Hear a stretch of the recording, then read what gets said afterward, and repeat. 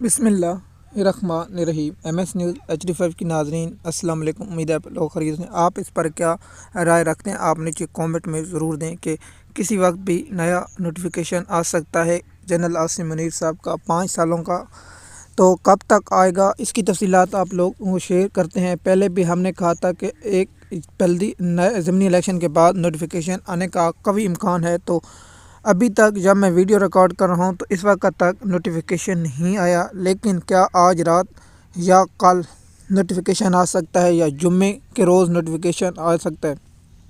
تو کیا جو جنرل جو ہے اس کا عہدہ ختم ہونے کے بعد 27 کو نوٹیفیکیشن آئے گا؟ اگر 27 تک نوٹس آ گیا تو پھر تو میں اس بات پہ نہیں کرتا کہ عاصم منیر کا نوٹیفیکیشن نہیں آئے گا۔ میں اس بات پر اتفاق کرتا ہوں آج نہیں تو کل نہیں تو پرسوں جمعے سے پہلے آرمی چیف کا 5 سالوں کا فیلڈ مارشل عاصم منیر کا نوٹیفیکیشن آ جائے گا۔ نون لیگ کی اتنی ہمت نہیں ہے، نون لیگ میں اتنی جرأت نہیں ہے کہ وہ آرمی چیف کا 5 سالوں کے لیے نوٹیفیکیشن جاری کریں۔ نون لیگ کی اتنی اوقات نہیں ہے، نون لیگ میں تھوڑی سی بھی غیرت نہیں ہے کہ وہ کر سکے، لیکن جنرل عاصم منیر کا 5 سالوں کے لیے نوٹیفیکیشن نیا آ سکتا ہے۔ آج رات سے لے کر کل شام تک نوٹیفیکیشن آ سکتا ہے۔ ہمیں ذرائع نے بتایا کہ نوٹیفیکیشن تیار ہو چکا ہے اور وزیر اعظم شہباز شریف کے دستخط بھی ہو چکے ہیں اور زرداری کے بھی سین ہو چکے ہیں، بس جاری کرنے۔ اب دیکھتے ہیں کہ کس وقت نوٹیفیکیشن جاری کیا جا سکتا ہے۔ مختلف ذرائع کا یہ کہنا ہے کہ نوٹیفیکیشن اس لیے رکا ہوا ہے کیونکہ